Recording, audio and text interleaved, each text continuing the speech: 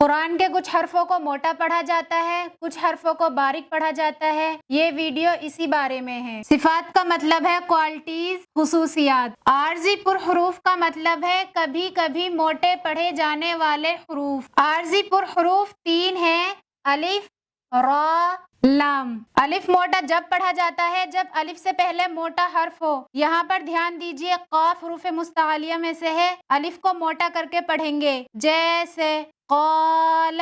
اگر ہم اس کو اس طرح سے پڑھتے ہیں کالا تو یہ اس طرح سے باریک ہو جائے گا۔ قاف کی صحیح ادائیگی ہے قال۔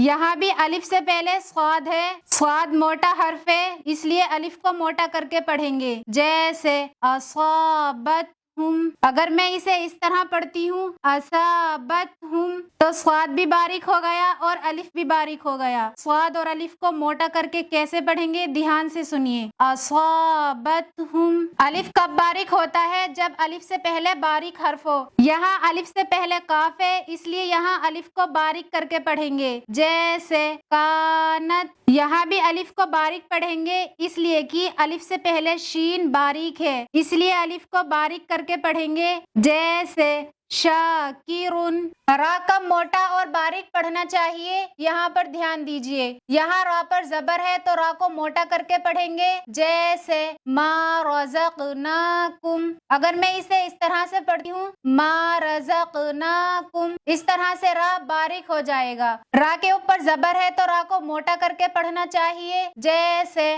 ما رزقناکم۔ یہاں را پر پیش ہے، را کو موٹا کر کے پڑھیں گے، جیسے ربما۔ یہاں را پر زیر ہے، را کو باریک کر کے پڑھیں گے، جیسے قریبن۔ یہاں بھی را پر زیر ہے، را کو باریک کر کے پڑھیں گے، جیسے بریقہ۔ اگر میں اسے اس طرح سے پڑھتی ہوں بریقہ، اس طرح سے را موٹا ہو گیا، لیکن یہاں پر را کے نیچے زیر ہے تو را کو باریک کر کے پڑھیں گے، جیسے بریقہ۔ را کو ابھی میں نے موٹا اور باریک سمجھایا ہے، لیکن را کو موٹا اور باریک کرنے کے اور بھی بہت سارے قاعدے ہیں، آنے والے سبق میں ڈیٹیل سے سمجھاؤں گی۔ لام کو کب موٹا اور کب باریک پڑھنا چاہیے، یہاں پر دھیان دیجئے۔ یہاں پر لام موٹا پڑھا جائے گا اس لیے کہ لفظ اللہ کے لام سے پہلے والے حرف پر پیش ہے، اسی لیے لام کو موٹا کر کے پڑھیں گے، جیسے رسول اللہ۔ لفظ اللہ جب بنتا ہے جب یہ چاروں حرف آئے، الف، لام، لام، ہا۔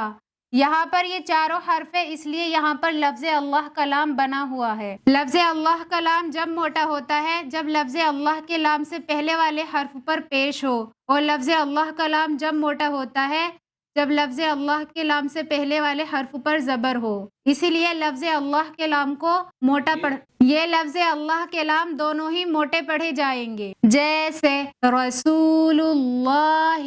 بہت سے لوگ لفظ اللہ کے اس والے لام کو باریک پڑھتے ہیں، جیسے رسول اللہ۔